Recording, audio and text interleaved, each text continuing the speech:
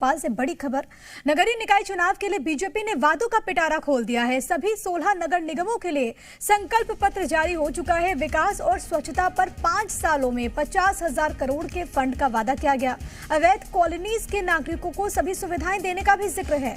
अवैध कब्जे से मुक्त कराई गई जमीन मजदूरों में बांटी जाएगी। बड़े शहरों में विज्ञान पार्क और नॉलेज पार्क की भी स्थापना होगी। तो देखिए, बहुत ज्यादा महत्वपूर्ण हो जाता है क्योंकि 6 जुलाई को पहले फेज का मतदान होने वाला है 11 जगहों पर और उसके बाद 13 तारीख को वोटिंग होगी। लेकिन उससे पहले भारतीय जनता पार्टी की ओर से अलग अलग जगहों पर यानी कि निकायवार संकल्प पत्र जारी किया गया है और जो मूलभूत जो सुविधाएं होती हैं किस तरीके से उसे अमली जामा पहनाया जाएगा इसका जिक्र किया गया है। लेकिन महत्वपूर्ण ये भी है कि जो अवैध कॉलोनीज है वहां के जो नागरिक हैं उनके लिए बहुत खास है क्योंकि संकल्प पत्र में कहा गया है कि वैसे नागरिक जो कि इन कॉलोनीज में रहते हैं उनको तमाम सुविधाएं मिलेंगी। यानी कि जो महरूम रह गए थे, जिनको मूलभूत सुविधाएं उन तमाम इलाकों में नहीं पहुंच पाती थी, जिनको नहीं मिल पाती थी, उन इलाकों के लिए बहुत अहम फैसला लेते हुए इस संकल्प पत्र में इस बात का जिक्र है कि वैसे नागरिकों को सभी सुविधाएं मिलेगी। इसके अलावा क्योंकि आपको मालूम है कि अवैध कब्जे से लगातार जमीनों को मुक्त कराया जा रहा है और ऐसी जितनी भी जमीन होगी वो मजदूर वर्गों में बांटी जाएगी।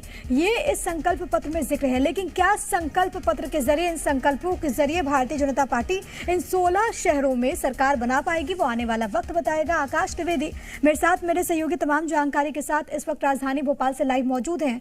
आकाश, बीजेपी ने पत्ते खोल दिए हैं, संकल्प पत्र जारी हो चुका है। एक बार दर्शकों को डिटेल से बताइए कि इन संकल्प पत्रों में अलग अलग निकायों के लिए क्या खास है। देखिए पूजा, 16 नगरीय निकायों के लिए बीजेपी ने संकल्प पत्र के जरिए वादों का पिटारा खोल दिया है। कई सारे वादे किए गए हैं।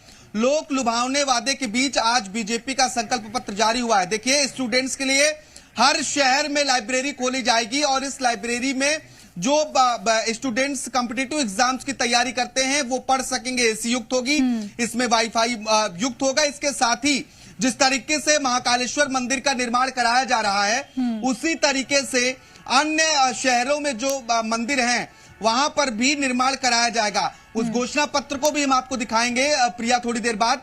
मैं अपने कैमरे में चाहूंगा कि वो घोषणा पत्र ले आएंगे और इसके साथ ही जो बीजेपी की तमाम योजनाएं हैं प्रिया, उस बात का जिक्र अगर करें तो गौशालाएं खोली जाएंगी, गौशालाओं का संरक्षण किया जाएगा और दीनदयाल रसोई की जो योजना है उस रसोई में 10 रुपए प्रति व्यक्ति मुफ्त खाना जो है वो मिलेगा गरीबों को। ये घोषणा पत्र है। 21 बिंदुओं का पूरा घोषणा पत्र, 21 बिंदुओं पर फोकस किया गया है।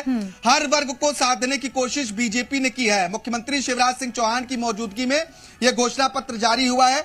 देखिए, ये जो 21 बिंदु हैं वो इस तरीके से हैं। भोपाल इंदौर में मेट्रो चलाने की बात भी कही गई है। इसके साथ ही जो अवैध कॉलोनियां हैं, अवैध कब्जे हैं, उनको भी वैध करने की बात कही है और सभी योजनाओं का लाभ दिया जाएगा। इस बात का जिक्र भी भारतीय जनता पार्टी ने किया है। सभी सरकारी और जैसा कि आपने कहा कि कई पन्नों का ये घोषणा पत्र है जो कि पार्टी की ओर से जारी किया गया है अवैध कॉलोनीज को लेकर, क्योंकि अक्सर ये समस्याएं आती हैं। कई राज्यों में भी हमने देखा कि मास्टर स्ट्रोक के तौर पर भी इसे देखा गया।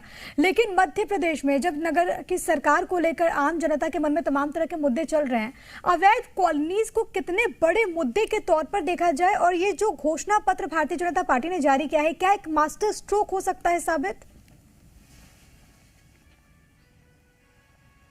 बिल्कुल। देखिए, क्योंकि सत्ता संगठन दोनों है भारतीय जनता पार्टी का, इसलिए सत्ता के जो सरकार के काम है उन्हें भी भारतीय जनता पार्टी गिना रही है। सरकार होने का फायदा तो निश्चित तौर पर मिलेगा।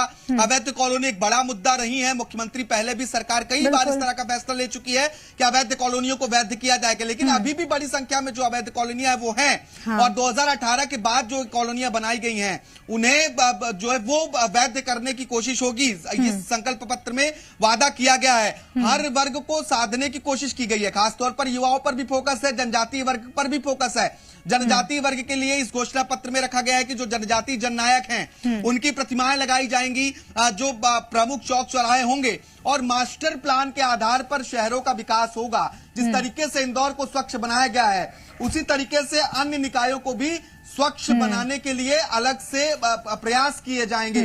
जो नगरीय निकायों की मूलभूत सुविधाएं हैं उस पर फोकस किया गया है। साथ ही यानी कि अगर हम दो पैमाना देखें आकाश, तो एक विकास और एक स्वच्छता, इसी के इर्द गिर्द कहीं ना कहीं बीजेपी का ये संकल्प पत्र घूम रहा है। आम जनता इसको कैसे देखती है, कैसे लेती है, वो देखना होगा। बहुत धन्यवाद आपका आकाश, तमाम बातचीत और जानकारी हम तक पहुंचाने के लिए।